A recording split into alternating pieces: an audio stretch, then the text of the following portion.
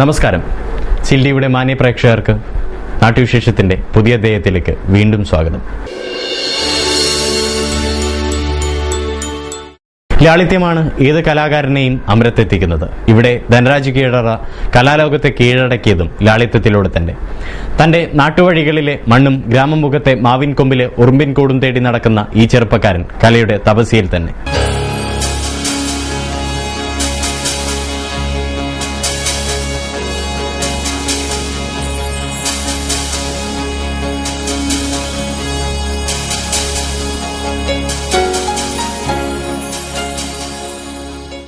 ഇന്ന് ബാംഗ്ലൂർ നഗരത്തിൽ അനവധി കുട്ടികൾക്ക് ചിത്രകലയുടെ ബാലപാഠങ്ങൾ ഓതിക്കൊടുത്തും അനവധി ഹ്രസ്വ സിനിമകൾ ചെയ്തും ലോകശ്രദ്ധ പിടിച്ചുപറ്റിയ ധനരാജ് കീഴറ നമ്മുടെ നാടിന്റെ ചൈതന്യമാവുകയാണ്.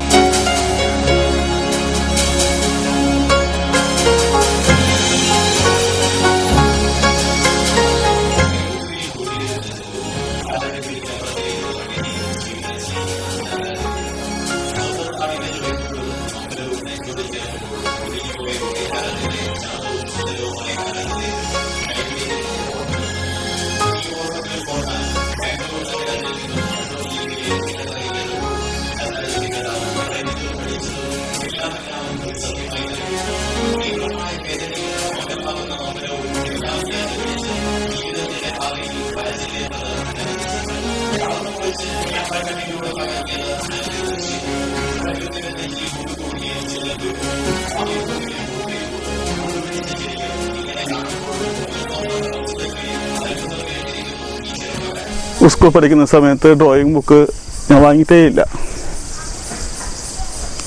ഒരു ഡ്രോയിങ് ബുക്കിൽ ഒരു ചിത്രവും ഞാൻ ഇതുവരെ വരച്ചിട്ടില്ല സ്കൂൾ പഠിക്കുന്ന സമയത്ത്. പക്ഷേ വിരോധാഭാസം ഞാനൊരു ആർട്ട് ടീച്ചറാണ്. ഒരു 1000-ഓളം കുട്ടികളെ ഞാൻ ആർട്സ് അല്ല വിഷ്വൽ മീഡിയ പഠിപ്പിക്കുന്നുണ്ട്. പക്ഷേ പഠിപ്പിക്കുന്ന സമയത്തും എനിക്ക് ഈ ആർട്ട് എഡ്യൂക്കേഷനെ കുറിച്ചിട്ട് ഒരു പുനഃപരിശോധന നമുക്കത് ആവശ്യമുണ്ട് എന്ന് എനിക്ക് തോന്നുന്നു. കാരണം എൻ്റെ ജീവിതത്തിൽ ഈ സ്കൂൾ പഠിക്കുന്ന സമയത്ത് ചിലപ്പോൾ ഞാൻ ചെറുന്നു സ്കൂളിൽ, കീഴറ സ്കൂളിൽ, ഇത് 2 സ്ഥലത്താണ് എൻ്റെ വിദ്യാഭ്യാസം. ചെറുന്നു സ്കൂളിൽ ഡ്രോയിങ് മാഷുണ്ട്. എൻ്റെ ഡ്രോയിങ് മാഷ് എനിക്ക് അനുഭവത്തിലുണ്ട്. പക്ഷേ ആ മാഷ് പഠിപ്പിക്കുന്നതൊന്നും ഒരു താല്പര്യം ഉണ്ടായില്ല. കേൾക്കാനോ അല്ലെങ്കിൽ എന്തെങ്കിലും ഒരു താല്പര്യത്തിൽ അത് പങ്കെടുക്കാനോ മത്സരങ്ങൾ പങ്കെടുക്കാന്ന് പറഞ്ഞാൽ എനിക്ക് തീരെ താല്പര്യമില്ലാത്ത വിഷയം. മത്സരം എന്ന് പറയുന്നത് ഒരു കുട്ടികളുടെ കല അല്ലെങ്കിൽ ക്രിയേറ്റിവിറ്റി അല്ലെങ്കിൽ സർഗാത്മകത വികസിക്കും എന്ന് ഞാൻ വിശ്വസിക്കുന്നില്ല. മറിച്ച് മറ്റുള്ളവർ ഒരു ക്യാമ്പുകൾ പോലെയുള്ള സംഭവങ്ങൾ, ഇപ്പോൾ ലളിതകലാ അക്കാദമിയൊക്കെ നടത്തുന്ന പരിപാടികളുണ്ട്. ഈ കളരി എന്ന് പറഞ്ഞിട്ട് കുട്ടികൾക്ക് വേണ്ടിയിട്ടുള്ള ക്യാമ്പുകൾ. വ്യത്യസ്തമായിട്ടുള്ള ആളുകളെ ഒന്നിച്ചിരുന്ന് സംസാരിക്കാനും അവർ വരക്കുന്നത് പരസ്പരം പങ്കുവെക്കാനും ഒരിടം. അത് നല്ല ഒരു അനുഭവമായിട്ട് എനിക്ക് തോന്നുന്നുണ്ട്.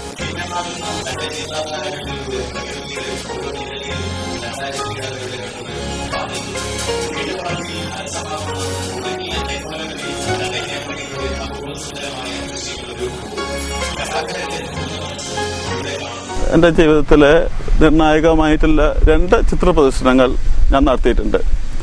1993 മുതൽ ചിത്ര പ്രദർശനങ്ങളിൽ ഞാൻ പങ്കെടുത്തിട്ടുണ്ട്. ഗ്രൂപ്പ് ഷോ, ഒരുപാട് ഗ്രൂപ്പ് ഷോ പങ്കെടുത്തിട്ടുണ്ട്. 2007 ഗൗരവമായ രീതിയിൽ ഒരു പ്രദർശനം ഞാൻ ബാംഗ്ലൂർ സംഘടിപ്പിച്ചത്. ട്രൂത്ത് ഫ്രം ദി മാർജിൻ, അരികിലാക്കപ്പെട്ടവരുടെ യാഥാർത്ഥ്യങ്ങൾ, ആ ഒരു കോൺസെപ്റ്റ് ആണ് ആ പ്രദർശനം സംഘടിപ്പിച്ചിട്ടുള്ളത്. അതിനുശേഷം കഴിഞ്ഞ വർഷം 2010 ഒരു പ്രദർശനം ഞാൻ സംഘടിപ്പിച്ചു. അത് സ്റ്റൈലിംഗ് സൈലൻസ് എന്ന് പറയുന്ന ഒരു തീം, ആ വിഷയത്തിലാണ് ചെയ്തിട്ടുള്ളത്. വളരെ ശാരീരികവും മാനസികവുമായ വേദനകൾ അനുഭവിച്ചുകൊണ്ട് നമുക്ക് ആലങ്കാരികമായിട്ട് പറയാം, ഒരു ആർട്ടിസ്റ്റിന്റെ ജീവിതം എന്ന് പറയുന്നത് ഒരിക്കലും സുഖപ്രദമായിട്ടുള്ള ഒരു അനുഭവമല്ല. വളരെ കഷ്ടപ്പാടിൽ കൂടി കടന്നു പോകുന്ന, മാനസികമായും ആരോഗ്യപരമായ എല്ലാത്തിലും ഒരു വളരെ സങ്കീർണമായ ഒരു അവസ്ഥയിൽ കൂടിയാണ് എല്ലാ കലാകാരന്മാരുടെയും യാത്ര. അപ്പോൾ ആ പ്രദർശനം പല മീഡിയയിലും കവർ ചെയ്തിട്ടുണ്ട്. ഒരു സാമ്പത്തിക ലാഭം എന്ന് പറയാൻ ഞാൻ അന്വേഷിക്കാറില്ല. ചിത്രം, ഒരു പെയിൻറ്റിങ് വരക്കുക, അത് ആളുകളെ കാണിക്കുക, ആ ആശയങ്ങൾ കൈമാറുക എന്ന് മാത്രം അത്രേ എൻ്റെ ആവശ്യമുള്ളൂ. ഞാൻ ജീവിക്കാൻ വേണ്ടി ജോലി ചെയ്യുന്നുണ്ട്. ചിത്രകല എന്ന് പറയുന്നത് എൻ്റെ ഒരു ആത്മസംതൃപ്തിക്ക് വേണ്ടുന്ന ഒരു മാധ്യമമായിട്ട് മാത്രമേ ഞാൻ കണക്കാക്കുന്നുള്ളൂ.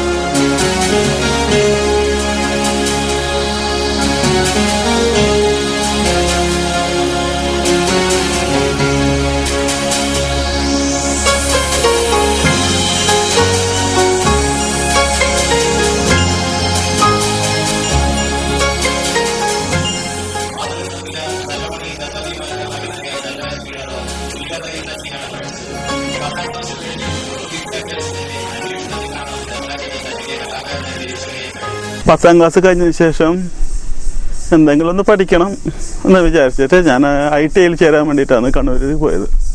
കണ്ണൂർ പോകുന്ന സമയത്ത് പെട്ടെന്ന് എനിക്ക് തോന്നി, എന്തിനായി ITIയിൽ പഠിക്കുന്നത്, വല്ല ചിത്രം പഠിക്കാൻ എന്താണ് അതിൻ്റെ, അത് പുതിയൊരു സംഭവം, ഒരു ഫൈൻ ആർട്സ് കോളേജിനെ പറ്റിയിട്ട് അറിഞ്ഞു. അപ്പോൾ അങ്ങോട്ടേക്ക് പോവാം എന്ന് തോന്നി. അവിടെ പോയി, അവിടെ ചേർന്നു. വളരെ ആകസ്മികമാണ്. ചിത്രകല പഠിക്കാനുണ്ടായിട്ടുള്ള സന്ദർഭം വളരെ ആകസ്മികമാണ്. അല്ലാതെ എനിക്ക് ചെറുപ്പത്തിലുണ്ടായിട്ടുള്ള ശീലമോ താല്പര്യമോ ഒന്നുമല്ല.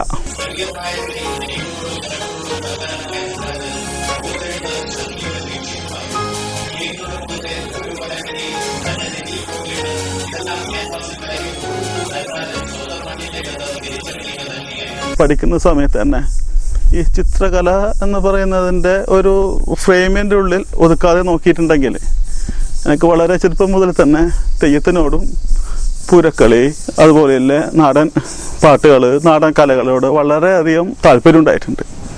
ഈ കിറക്കുലത്ത് നടക്കുന്ന തെയ്യത്തിന് സമയത്ത് മിക്കവാറും തെയ്യങ്ങൾ എല്ലാ രാത്രികളും ഞാൻ കാണും. തെയ്യം കാണൽ മാത്രമല്ല, തെയ്യത്തിൻ്റെ മുഖത്തെഴുതുന്ന സമയത്ത് വളരെ ചെറുപ്പം മുതലേ തെയ്യത്തിൻ്റെ മുഖത്തെഴുത്തിനെ കുറിച്ചിട്ട് വളരെ കൗതുകത്തോടെ, വളരെ അത്രയും സീരിയസ് ആയിട്ട് ഞാൻ ശ്രദ്ധിച്ച് മനസ്സിലാക്കാൻ തുടങ്ങിയിട്ടുണ്ട്. എൻ്റെ ഓർമ്മ വയ്ക്കുന്ന കാലം മുതലേ അങ്ങനെയുണ്ട്.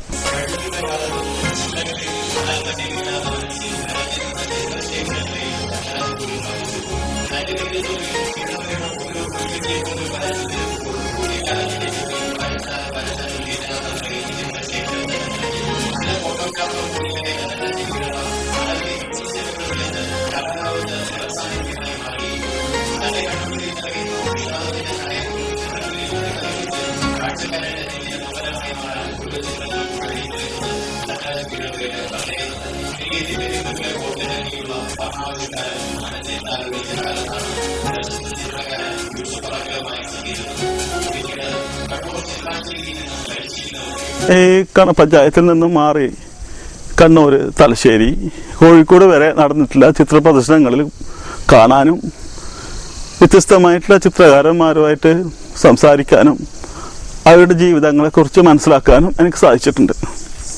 അങ്ങനെ ഒരു സന്ദർഭത്തിലാണ് ഈ കലാകൗമുദി, പഴയ കലാകൗമുദി വാരികയിൽ യൂസഫ് അറക്കൽ എന്ന് പറയുന്ന ഒരു ആർട്ടിസ്റ്റിനെ കുറിച്ചിട്ട് ഒരു ആർട്ടിക്കിൾ ഞാൻ കാണുന്നു. ആ ആർട്ടിക്കിളിൻ്റെ തലവാചകം വെളിപാട് കൊണ്ടെന്ന പോലെ എന്ന സുരേന്ദ്രൻ എഴുതിയ ഒരു ആർട്ടിക്കിൾ. ആർട്ടിക്കലിനകത്ത് യൂസഫ് അറക്കൽ എന്ന് പറയുന്ന ചെറിയ ഒരു കുട്ടി ബാംഗ്ലൂരിൽ വളരെ പ്രശസ്തമായ ഒരു കലാകാരനായിട്ട് ജീവിക്കുന്നു. അയാളുടെ കുട്ടിക്കാലം മുതലുള്ള ഒരു ചരിത്രത്തിൻ്റെ ഒരു സംക്ഷിപ്ത ഒരു രൂപമായിരുന്നു ആ ലേഖനം. ഞാൻ പഠിക്കാൻ പോകുന്നതിന് മുന്നേ തന്നെ ആ ലേഖനം ഞാൻ വായിച്ചിട്ടുണ്ട്. പക്ഷെ മനസ്സിൻ്റെ കൂടെ ആ ലേഖനത്തിൽ പറഞ്ഞിട്ടിരിക്കുന്ന പല സംഗതികളും എൻ്റെ മനസ്സിന് ഒരു ഡിസ്റ്റർബൻസ് മാതിരി, ഒരു ശല്യം ചെയ്യാൻ തുടങ്ങി. കാരണം അയാളുടെ ജീവിതം, അയാളുടെ കല, പ്രപഞ്ചങ്ങൾ അതൊക്കെ വളരെ തീവ്രമാണ്. പഠിക്കാൻ പോകുന്ന സമയത്ത് എനിക്ക് അയാളോട് കാണുക, അയാളോട് സംസാരിക്കുക എന്നതായി എൻ്റെ ഏറ്റവും വലിയ ആഗ്രഹം. യൂസഫ് അറക്കൽ എന്ന് പറയുന്ന ഒരു ആർട്ടിസ്റ്റിനെ കുറിച്ച് മാത്രമായിരുന്നു ആ സമയത്ത് എനിക്ക് അറിയപ്പെട്ടില്ല. അപ്പോൾ ഞാൻ ചിത്രകല പഠിക്കാൻ പോകുന്നത് അയാളെ കാണാൻ വേണ്ടിയാണ്. ഒരു ആർട്ടിസ്റ്റായി മാറി ബാംഗ്ലൂരിൽ അയാളെ പോയി കാണുക, അയാളെ മനസ്സിലാക്കുക, അയാളെ കാണുക, അത്രയാണ്. വേറെ ഒരു സന്ദർഭവും വേറെ ഒരു സംഗതിയും മനസ്സിലുണ്ടായില്ല.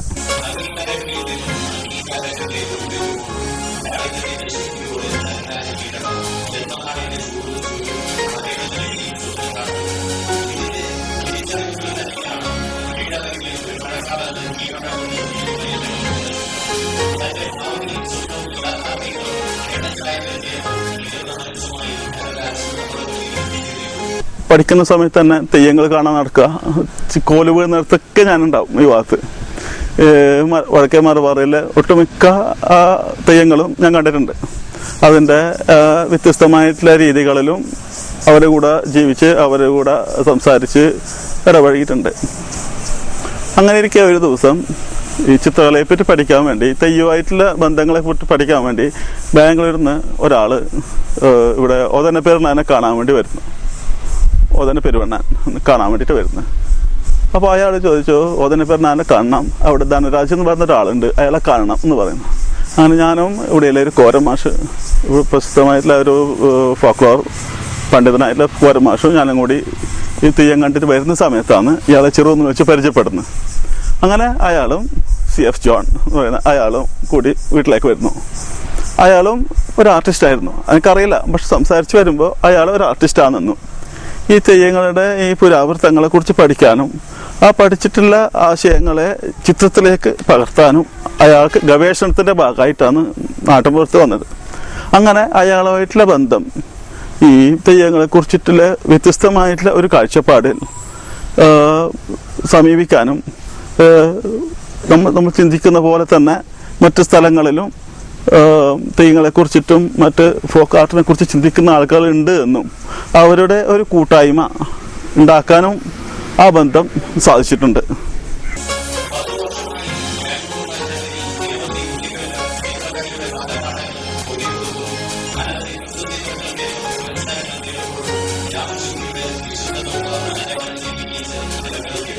പത്ത് വർഷക്കാലം ചില സന്നദ്ധ സംഘടനകളെ പല ആക്ടിവിറ്റി, വർക്ക്ഷോപ്പുകൾ, പ്രതിരോധ പ്രവർത്തനവുമായിട്ട് ബന്ധപ്പെട്ടിട്ടുള്ള campaign, training programme, poster making, poster exhibition, workshop, അങ്ങനെ വ്യത്യസ്തമായ രീതിയിലുള്ള പ്രതിരോധ പ്രവർത്തനങ്ങളുമായിട്ട് ബന്ധപ്പെട്ടിട്ടുള്ള ക്യാമ്പയിനിൽ 91 മുതൽ 10 വർഷക്കാലം എനിക്ക് ഇടപെടാൻ പറ്റി.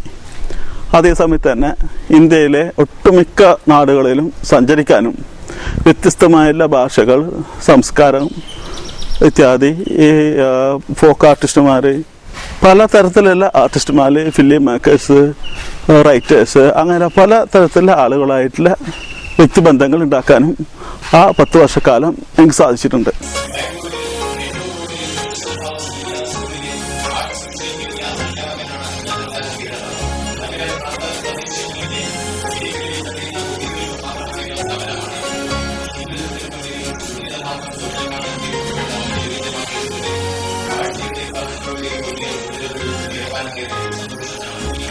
മുഴുവൻ സമയ ഒരു ചിത്രകാരൻ, ഒരു വിഷ്വൽ മീഡിയ ആക്ടിവിസ്റ്റ് ആവണം എന്നുള്ള എൻ്റെ ആഗ്രഹം.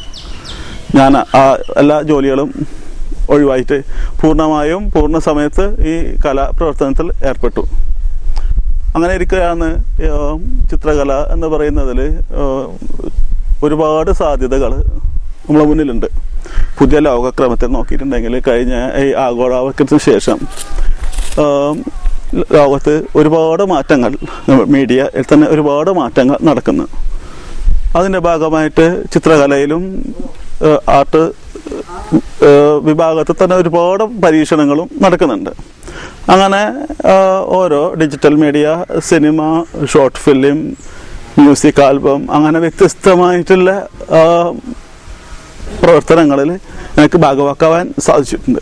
സാധാരണക്കാരന്റെ കാഴ്ചകളിൽ നിന്നും മാറി സ്വന്തം കണ്ണിലെ വേദനയും ആശങ്കയും വരകളിൽ തീർത്തതിന്റെ അംഗീകാരം തന്നെയാണ് അമേരിക്കയിലെ സാൻ ഫ്രാൻസിസ്കോയിലെ സാന്താ ക്ലാര യൂണിവേഴ്സിറ്റിയിൽ നടക്കുന്ന 2011 വേൾഡ് മീഡിയ ഫെസ്റ്റിവലിലേക്ക് ധനരാജിന്റെ മ്യൂസിക് വീഡിയോ തെരഞ്ഞെടുത്തത്.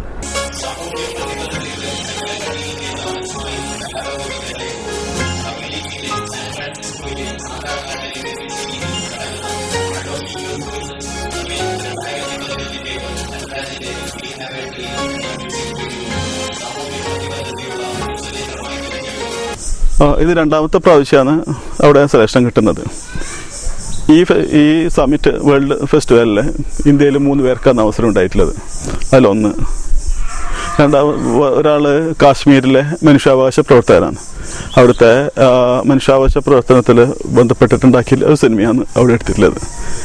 എൻ്റെത് ഒരു 120ഓളം ആളുകളുടെ ഒരു കൂട്ടായ്മയിൽ ഉണ്ടാക്കിയിട്ടുള്ള ഒരു പ്രൊഡക്ഷനാണ്. ഈ സിനിമ എൻ്റെ സ്വന്തം സിനിമ എന്ന് ഞാൻ പറയില്ല, പക്ഷേ മീഡിയ മെൻറ്റർ എന്ന് പറയുന്ന എൻ്റെ ജോലി, അതിൻ്റെ മീഡിയ മെൻറ്റർ അത് എൻ്റെ റെസ്പോൺസിബിലിറ്റിയിൽ നടന്നിട്ടുള്ള കാര്യം. ഒരു സിനിമയെ കുറിച്ചും ഒരു വിഷ്വൽ മീഡിയൻ്റെ സാമൂഹ്യ പ്രസക്തിയെക്കുറിച്ചിട്ടും ഇന്ന് ഏറ്റവും കൂടുതൽ ചർച്ച ചെയ്യപ്പെടുന്നുണ്ട്. അതിൻ്റെ സാങ്കേതിക വിദ്യ ഇന്ന് ഏറ്റവും ഉയർന്ന തലത്തിലുണ്ട്. സാങ്കേതിക വിദ്യ ഉയർന്ന തലത്തിലെത്തുമ്പോൾ തന്നെ കൂടുതൽ സാങ്കേതിക വിദ്യയിലേക്ക് ആളുകൾ ഫോക്കസ് ചെയ്യുന്നു. ഞാൻ നേരെ തിരിച്ചാണ്. സാങ്കേതിക വിദ്യ ഞാൻ നോക്കാറേയില്ല. അതിൻ്റെ എസൻസ് ക്രിയേറ്റ് വിത്ത് പർപ്പസ്, ഒരു സർഗാത്മകത, എന്തെങ്കിലും ഒരാവശ്യത്തിന് ഒരു സാമൂഹ്യ മാറ്റമെന്നോ അല്ലെങ്കിൽ സമൂഹത്തിലേക്ക് എന്തെങ്കിലും ഒരു മെസ്സേജ്, ഒരു സന്ദേശം എന്നോ ഏത് രീതിയിൽ നമുക്കതിനെ പറയാം. അങ്ങനെ ഉണ്ടാവുന്ന എന്ത് ഇതിനെയും ഞാൻ പ്രോത്സാഹിപ്പിക്കപ്പെടും. അങ്ങനെ ഉണ്ടായിട്ടുള്ള ഒരു പരീക്ഷണ വീഡിയോ ആണ് തിരഞ്ഞെടുക്കപ്പെട്ടത്.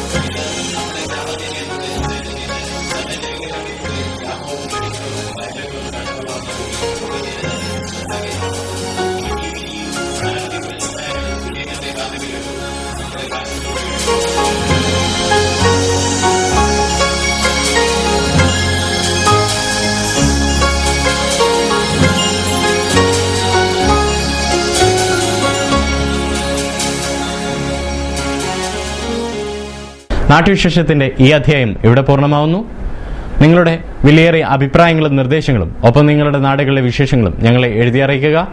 അറിയിക്കേണ്ട വിലാസം: നാട്ടുവിശേഷം, care of seal community TV, കാനുൽ PO, Dharamshala.